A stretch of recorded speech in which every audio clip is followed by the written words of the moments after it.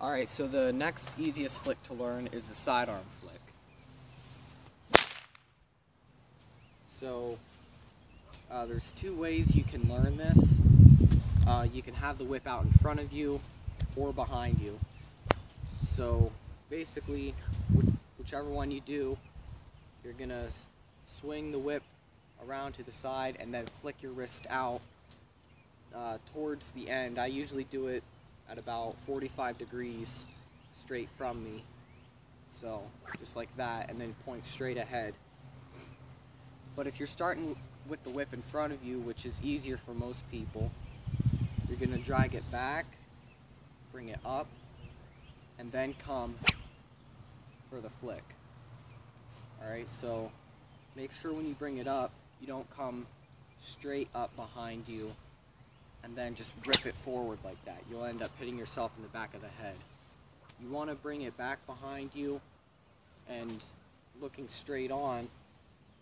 You're going to kind of go outward a little bit instead of just coming straight up and then straight sideways, because a lot of times you'll end up hitting yourself.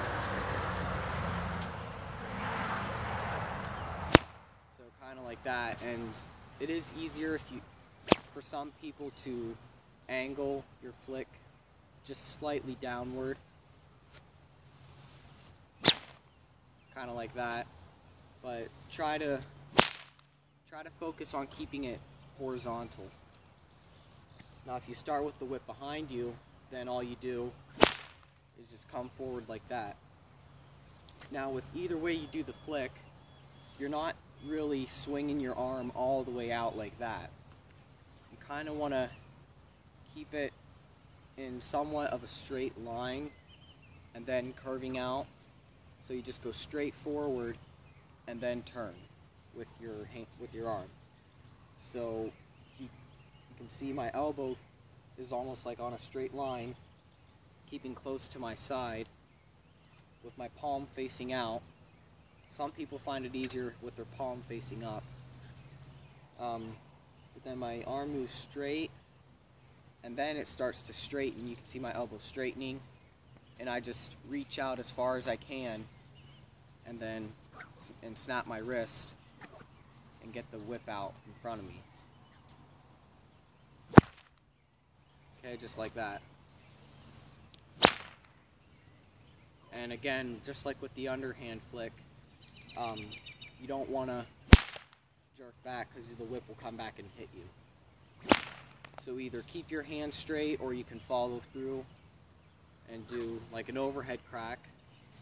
So once you've learned this, then you're able to do another combo, which is the one-handed Queensland crossover. It's just sidearm overhead, done over and over again, which we'll get into that in the two-handed whip cracking. But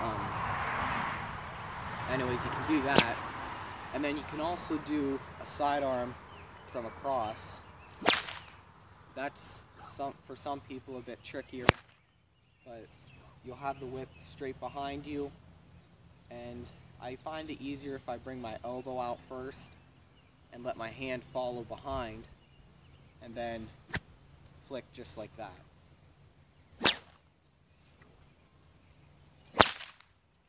Okay, so go ahead and practice these two flicks, and then you'll be ready to learn the overhead flick.